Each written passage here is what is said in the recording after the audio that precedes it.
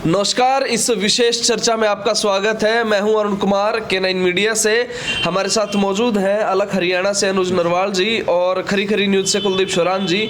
आज रोहतक लोकसभा को लेकर के हम एक विशेष चर्चा करने वाले हैं कि क्या कुछ समीकरण रहने वाले हैं, क्योंकि हरियाणा की सबसे बड़ी हॉट सीट वो रोहतक ही है, जहां पर कुछ उलटफेर भारी हो सकता है। और जब से बीजेपी की पहली लिस्ट आई है तभी से लेकर के रोहतक को लेकर के काफी चर्चाएं हैं और कहीं ना कहीं जो भूपेंद्र सिंह हुड्डा परिवार है उसमें भी काफी कौतूहल है कि अब क्या रहने वाला है। तो सबसे पहले मैं शुरू करूंगा अनुज जी से, क्योंकि अनुज जी की लोकल लोकसभा है। अनुज जी, क्या कुछ चीजें हैं, किस तरह का सिनेरियो है, क्योंकि बीजेपी की जो पहली लिस्ट आई है उसके बाद काफी हलचल है। बाबा बालकनाथ और अरविंद शर्मा, सबसे पहले इन दो नामों पर चर्चा करते हैं। नहीं, उस पर नाम तो कई आ सकते हैं, इसमें ऐसी बात नहीं है। रोहतक लोकसभा की अगर बात करें तो यहाँ पर कांग्रेस की तरफ से कैंडिडेट अनाउंस खुद ही कर चुके हैं पहले, क्योंकि पीछे कॉन्फ्रेंस थी, सवाल भी पूछा गया था दीपेंद्र सिंह हुड्डा से। उन्होंने कहा था कि मैं ही लड़ूंगा, यहाँ पे मेरा सिंगल नाम है। एक तो क्लियर हो गया कि कांग्रेस का तो दीपेंद्र सिंह हुड्डा है। अब यहाँ पे बारी आती है बीजेपी की। हालांकि इनेलो है, इनेलो के बड़े नेता अब पीछे उनके साथ हादसा हुआ, उसके बाद कौन जाएगा वो भी एक रहने वाला है। अगर आपने कही बीजेपी के बहुत सारे नाम हैं, अरविंद शर्मा का भी नाम गया है, लेकिन बालकनाथ का भी यहाँ पर नाम है, यहाँ पर विनोद शर्मा का भी नाम है, और यहाँ पर जो सोनीपत से टिकट मांग रहे हैं योगेश्वर दत्त, उनका भी नाम है। तो ये कई सारे चेहरे हैं, उनके ऊपर भी चर्चाएं हैं अभी। तो अब देखते हैं किस तरीके से क्या होता है आगे। सर, आपका क्या व्यू है इस मामले में? देखिए, जो रोहतक जो लोकसभा सीट है वो इसलिए सबसे इम्पोर्टेंट है क्योंकि यहाँ पर हुड्डा परिवार के वारिस दीपेंद्र हुड्डा चुनाव लड़ रहे हैं। और 2019 के चुनाव में दीपेंद्र की हार के बाद पूरी प्रदेश की सियासत में बड़ी उथल पुथल हुई थी। तो 2024 का चुनाव भी इसलिए मायने रखता है कि इस चुनाव में क्या दीपेंद्र हुड्डा पिछली हार का बदला लेंगे या कहीं दोबारा हार का शिकार हो जाएंगे। रोहतक का जो चुनाव परिणाम है वो तय करेगा कि 2024 के विधानसभा चुनाव में हरियाणा की पॉलिटिक्स किस दिशा में जाएगी। लेकिन उसके लिए सबसे इम्पोर्टेंट ये है कि बीजेपी दीपेंद्र हुड्डा के खिलाफ किस प्रत्याशी को मैदान में उतारती है। क्या वो बाबा बालकनाथ को लेके आएगी? क्या वो दोबारा से अरविंद शर्मा को मैदान में उतारेगी? क्या वो सतीश नंदल पर दाव लगाएगी? क्या वो विनोद शर्मा को लेकर आएगी या और कोई सरप्राइजिंग फेस लेकर आएगी? क्योंकि दीपेंद्र हुड्डा फिक्स हैं, उनका वोट बैंक फिक्स है, उनके इमोशंस फिक्स हैं। अब डिपेंड ये करता है कि बीजेपी 2019 का परिणाम दोहराने के लिए अब की बार नया क्या करेगी। और इसलिए हम चर्चा करने के लिए बैठे हैं कि जो हमने 4 नाम गिनाए हैं, इनमें से अगर बालकनाथ आते हैं तो समीकरण क्या होगा, अगर अरविंद शर्मा दोबारा आते हैं तो समीकरण क्या होगा, और अगर सतीश नंदल को टिकट देती है तो क्या परिणाम आएगा, और विनोद शर्मा आते हैं तो परिणाम क्या होगा। तो चारों फेसों की अलग अलग वैल्यू है, अलग अलग समीकरण है। बिल्कुल। और दीपेंद्र हुड्डा के साथ चारों की फाइट अलग अलग टाइप की होगी।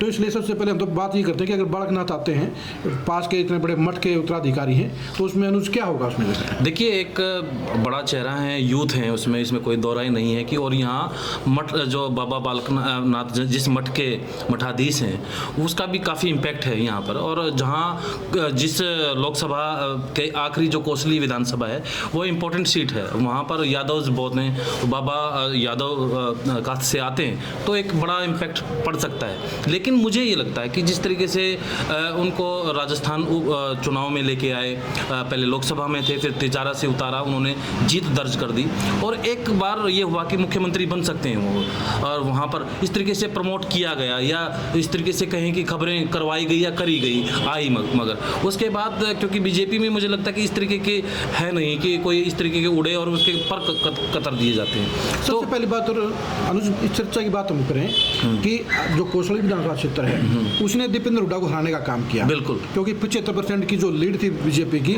उसने बाकी हलकों की लीड को ढक दिया। बिल्कुल। अब सवाल ये उठता है कि 2014 के चुनाव में वहां पर दीपेंद्र हुड्डा 45,000 से पीछे रहे थे। 2019 में वो वोटों की संख्या बढ़कर 75,000 होगी। बिल्कुल। अगर बाबा बालकनाथ प्रत्याशी बनते हैं तो इम्पैक्ट तो है, तो सीधी सी बिल्कुल कितना ज्यादा जाएगा या कम रहेगा? नहीं, उससे मैं कह रहा हूँ उससे ज्यादा ही जाएगा, उसमें कितना हो सकता है? कितना उसमें 5, 10, 15 जितना भी हो सकता है, वो आगे बढ़ेगा घटेगा नहीं इतनी, क्योंकि वहाँ पर यादव की जो है, और बात करें तो इस तरीके से अगर कास्ट के ऊपर बात करते हैं तो वो उसको प्लस जाएगा। बिल्कुल, बीजेपी के लिए वो एक इम्पोर्टेंट विधानसभा। एक बात, बाबा बालकनाथ अगर चुनाव लड़ते हैं तो क्या जो कमलपुरी कपिलपुरी है वो उनका साथ देंगे? नहीं, उनका इतना ज़्यादा, उनका जो रोहतक, ज़्यादा से ज़्यादा रोहतक विधानसभा के ऊपर तो, और वो भी कुछ एरिया में आप अगर उनकी आप देखेंगे, इर्द गिर्द देखेंगे तो वो कलानौर में ज़्यादा जाते हैं। जो उनकी बाउंड्री है वो कलानौर हल्का जो कवर करता है वो ज़्यादा है, लेकिन उनका असर ज़्यादा सीटों के ऊपर नहीं, बालकनाथ का पूरी सीटों के ऊपर। लेकिन अनुज एक चीज़ और भी है कि पिछले दिनों जो है पूर्व मंत्री जगदीश यादव कांग्रेस में शामिल हुए हैं। तो क्या जगदीश यादव का अपना एक वोट बैंक है वहाँ पर जो है, तो क्या जगदीश यादव अपना जो वोट बैंक है क्या वो दीपेंद्र के लिए कन्वर्ट करवा पाएंगे? क्योंकि अगर बाबा बालकनाथ के चलते वहाँ पर अगर बीजेपी की लीड बढ़ती है तो, लेकिन क्या इसलिए जगदीश यादव को लिया गया है कि वो दीपेंद्र हुड्डा को वोट बढ़ाने का काम करें? मुझे तो ऐसा, मैं मतलब ये फैसला थोड़ा सा मैं कहूँ कि लोकसभा के बाद लिया जाता तो अच्छा रहता, और यहाँ पर उनको चुनाव लड़वा देते तो तब कहीं ना कहीं उनको फायदा होता, मुझे लगता है कि। लेकिन दीपेंद्र हुड्डा को वोट तो बढ़ाने थे ना, उनकी देखिए मजबूरियां हैं। उनको लगता है कि यादव चेहरा अगर साथ और जुड़ता है तो ही वोट बैंक बढ़ेगा। तो दीपेंद्र हुड्डा ने पिछली बार पूरी ताकत लगाने का काम किया था। तो जगदीश यादव का पिछले 20 साल से कोसली की पॉलिटिक्स में एक नाम है। उन्होंने इंडिपेंडेंट चुनाव लड़ा, इनेलो भी लड़ा, वो चुनाव जीते भी। तो सवाल ये है कि वो कितना इम्पैक्ट डाल पाएंगे? सवाल ये है सर कि यहाँ पर अगर वर्सेस ये हो गया कि मोदी वर्सेस सब चीजें, जिस तरीके से चुनाव जा रहा है पूरे देश में, क्योंकि मोदी जी एक ही चेहरा दिखा रही है, भाजपा मोदी है, और वो किसी को भी चेहरा बनाए वो मोदी के नाम से ही वोट मांगेंगे। तो वो एक प्लस पॉइंट है। और अभी पीछे हाल में आए थे वो वहाँ पे। और यादव अगर बात करते हैं कि वहाँ से सटी हुई गुड़गांव सीट है, वहाँ भी यादव हैं, राव साहब हैं, उनका भी इम्पैक्ट है उस सीट के ऊपर।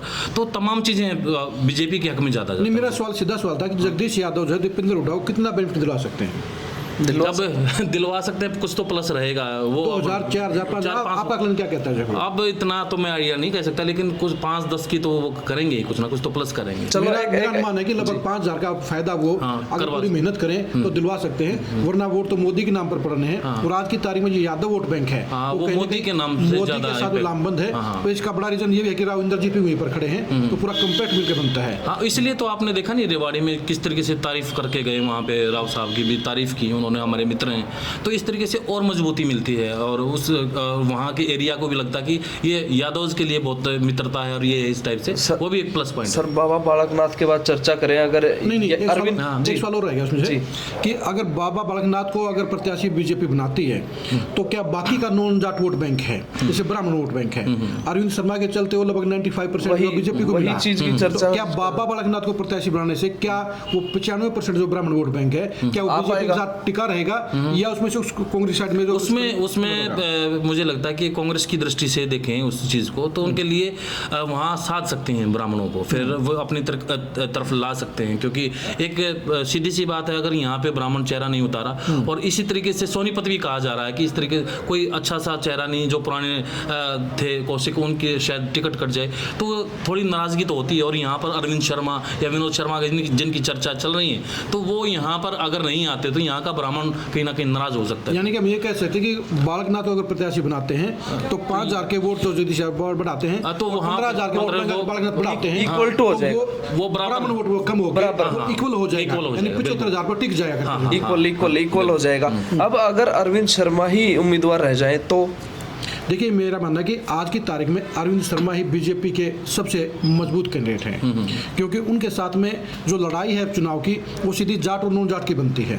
यादव वोट बैंक पहले से ही बीजेपी के साथ खड़ा है, तो ऐसे में अगर अरविंद शर्मा, बेशक उनकी नेगेटिविटी बढ़ी है, लेकिन अरुण ने जो कहा कि और आपने जो कहा वोट मोदी के नाम पर पड़ रहे हैं, तो उसमें अरविंद शर्मा की जो पर्सनल जो नेगेटिविटी है या उसने काम नहीं किए तो वो ढक रही है। इस ढकने के चलते कहने की इलेक्शन फिर से जाट और नॉन जाट का बन रहा है, जिसका फायदा बीजेपी को हो सकता है। तो मेरे हिसाब से तो अरविंद शर्मा उसमें कैंडिडेट है। उसमें कुलदीप जी दिक्कत ये है कि बीजेपी चाहेगी कि इसको इलेक्शन को मोदी वर्सेस यहाँ पे दीपेंद्र सिंह हुड्डा कर दे, क्योंकि उससे उनको फायदा है। आप जाट नॉन जाट की बात करें, उनको फायदा है। लेकिन कांग्रेस ये चाहेगी कि यहाँ पर अरविंद शर्मा के वर्सेस यहाँ पर दीपेंद्र सिंह हुड्डा हो जाए, तो तब वहाँ पे मात दे देते हैं वो चीज। हाँ, लेकिन वोट तो है क्योंकि मोदी के नाम पड़ रहे हैं। और अरविंद शर्मा सिर्फ एक फायदा है कि उनके लड़ने से ब्राह्मण वोट बैंक है वो पूरा stay बीजेपी रह एग्जाम बंद जाएगा। रहता उसकी है। नाराजगी Stay रह है, जाएगा, उसकी stay इसमें रह एक जाएगा। चीज और है कि जो 5 साल में एक तो काम करने के, अगर उनका आप देखें 5 साल में कोई ऐसा काम नहीं गिनवा सकते कि कॉमन काम तो हो सकता है कि सरकार की योजनाएं वो चल रही हैं, लेकिन कोई ऐसा काम नहीं गिनवा सकते कि लोकसभा में वो उनकी जानिब से वो करवाया हो। एक तो चीज़ ये है। दूसरी बात ये कि मुख्यमंत्री के साथ उन्होंने सीधी भिड़ंत हो गई थी, यहाँ के मंत्री हैं उनके साथ बनती नहीं है। तो ये तमाम ऐसी चीज़ें हैं, कई बार खटास हैं, और राजनीति में खटास का तो मतलब यही होता है कि आपने देखा होगा पिछले दिनों की एक बीजेपी के नेता ने कहा कि बड़ी कुर्सी चाहिए 2 दिन के बाद उनकी वो पहले वाली कुर्सी भी नहीं रही। तो इस तरीके से चीज़ें हैं, पर काटने की बात होती है यहाँ पे। वो होती है, लेकिन क्या है कि अरविंद शर्मा को इस बात का फायदा रहेगा क्योंकि 6 महीने बाद विधानसभा के चुनाव भी हैं, तो मनीष ग्रोवर भी इस ताक में रहेंगे कि मेरे को लीड मिले, वरना मैं पिछली बार के चुनाव हार जाऊंगा उसकी तरह से जो हो। तो नहीं, देखिए रोहतक में इतना प्रभाव देखो, उनका खुद का दबदबा है, जितनी वोट हैं उन्होंने खुद के वजह से लिए हैं यहाँ पर है, तो लेकिन जो हवा के वोट होते हैं, तो कहीं ना कहीं अगर बीजेपी यहाँ पे खेमेबाजी है, थोड़ा सा ये है, भले ही ये दिखाते ना हो लेकिन खेमेबाजी है बहुत है। आपस में ग्रुप में बटी हुई है भाजपा। यहाँ पे मनीष ग्रोवर का अपना खेमा है, पंडित जी का अपना खेमा है, तो वो थोड़ी सी दिक्कतें हैं वहाँ पर। मोदी के नाम वो इसीलिए इसीलिए चर्चा जो चल रही है दूसरे नामों की चल रही है, ना तो थे यहाँ पे पंडित जी थे पहले। तो आपके अनुसार जो है कि अरविंद शर्मा, मुझे थोड़ा सा लूज पॉइंट ये लगता है कि यहाँ पर जो खटास पैदा हुई यहाँ पे पूर्व मंत्री मनीष ग्रोवर की और मुख्यमंत्री के साथ सीधा उन्होंने जिस तरीके से संवाद रहा उनका, तो उसकी वो शायद खामियाजा ना भुगतना पड़े। अगर वो आते हैं तो फिर शायद क्या है, वो चुनाव में तो बीजेपी अपने तरीके से चुनाव लड़ती है। तीसरे नाम पे चर्चा करें, सतीश नांदड़, बड़ा नाम है और हो सकता है वो भी आ जाए सरप्राइजिंग। देखिए सतीश नांदल की अगर बात करते हैं तो फिर मुझे लगता है कि थोड़ा सा इजी हो जाएगा कांग्रेस के लिए चुनाव। मैं भी बात से बिल्कुल सहमत हूँ, क्योंकि देखिए जो सतीश नांदल का जो आमतौर पर हम जो रिजल्ट देखते हैं वो देखते हैं मेयर के चुनाव का। मेयर का जो चुनाव था जिसमें नांदल चुनाव में उतरे थे, उसका माहौल अलग था। उस शहर और गाँव का चुनाव था, उसमें नांदल को काफी ऐसे वोट मिले जो कांग्रेस को वोट देते हैं आमतौर पर लोकसभा चुनाव के अंदर। उस चुनाव में यही रहा कुलदीप जी कि यहाँ पे जैसे कांग्रेस ने अपने सिंबल पे चुनाव नहीं लड़ा, यहाँ पे हुड्डा फैमिली ने प्रचार नहीं किया, और शायद इसलिए रहा। और जो टिकटार्थी जिनको चुना गया कांग्रेस की तरफ से उस टाइम पे, क्योंकि 2016 के बाद वो सारी चीज़ें थी, एक असर था उस चीज़ का, तो उस चीज़ से हालांकि नाराजगी रही होगी, और उन्होंने चुना कि एक लड़का है, यूथ है और गांव ग्रामीण पृष्ठभूमि से, तो उनको वोट कर दिया। बाद में देखो, देखिए जाट वोट बैंक है आज की तारीख में रोहतक लोकसभा के अंदर 80 से 90% आज की तारीख में दीपेंद्र हुड्डा के साथ में खड़ा है। तो अगर सतीश नांदल जो चुनाव लड़ते हैं तो जाट वोटर में ज्यादा एंटर नहीं मार पाएंगे, और उस कंडीशन में अगर जो है अरविंद शर्मा या दूसरा कोई कैंडिडेट नहीं आता है तो ऐसे में वो आसान सीट हो जाएगी, आसान सीट हो जाएगी दीपेंद्र हुड्डा के लिए। मतलब ये भी कह सकते हैं कि बीजेपी के साथ अपना सेटिंग ठीक ठाक हो गई है, चुनाव इजीली दीपेंद्र हुड्डा। नहीं, वो तो सेटिंग का तो हम क्या उसमें हम नहीं कह सकते इस बात से, तो वो उनका अपने देखिए अगर कमजोर कैंडिडेट उतारा जाता है तो निश्चित तौर पर संकेत जाते हैं कि आप उनको हराने के लिए आप जो है सेट हो गया करके तो उस कंडीशन में अगर सतीश नांदल कैंडिडेट आते हैं तो निश्चित तौर पर दीपेंद्र हुड्डा के लिए आसानी हो जाएगी। और जहाँ तक विनोद शर्मा की जो बात हम कर रहे हैं, आप दोनों बैठे हो, राज्यसभा का जब चुनाव हुआ बीजेपी ने अपना उम्मीदवार भी नहीं उतारा था। देखिए चीजें सारी हो जाती हैं, लेकिन हाल फिलहाल में सिचुएशन ऐसी है कि चुनाव लड़के जीतना थोड़ा सा अलग चीजें हो जाती हैं। और बड़ी बात यह है कि जिस तरह से ये नहीं उतारा, कांग्रेस ने भी नहीं उतारा, अब की बार चीजें कई बार यही होती है ना वो सहमति की बात होती है। नहीं देखो क्या होता है कि अब बीजेपी तो हिमाचल में जो है 25 एमएलए के साथ भी राज्यसभा जीत लेती है जो है, और कांग्रेस जो है वो पूरी संख्या के बाद भी हार जाती है हरियाणा में के अंदर जो है। तो कहीं ना कहीं देखो पर्दे के पीछे सुपर पावर्स हैं, बिल्कुल सुपर पावर्स हैं। लेकिन सवाल ये है कि हम जो रोहतक की ऊपर वाला जानते हैं कि रोहतक की चर्चा के अंदर जो है क्या और कोई फेस हो सकता है। इसमें विनोद शर्मा का मैंने जिक्र किया था, विनोद शर्मा की उसमें इसलिए कह रहा हूँ कि यहाँ पर एक तो एक्टिविटी बढ़ी है थोड़ी सी, यहाँ पे संस्था में उन्होंने बड़ा मोटा चंदा दिया है, वैसे एक्टिव, और वो तो व्यवसायी आदमी है, इस तरीके से चंदा नहीं देते वो, और चुनाव से एन पहले और उससे पहले जैसे राज्यसभा में उनके बेटे को सपोर्ट किया गया, और आपने देखा कि अंबाला में उनकी धर्मपत्नी को सपोर्ट से ही उनको वहाँ पे मेयर बनाया गया। तो तमाम संकेत हैं, और यहाँ पर लेकिन एक देखो ब्राह्मण का उम्र, आप उम्र देखिए, जो बीजेपी का जो दायरा 75 साल का है, 75 तो वो दायरे से विनोद शर्मा बाहर है, तो मैं नहीं मानता कि उस कैंडिडेट रह पाएंगे, क्योंकि बीजेपी ने मेरे ख्याल में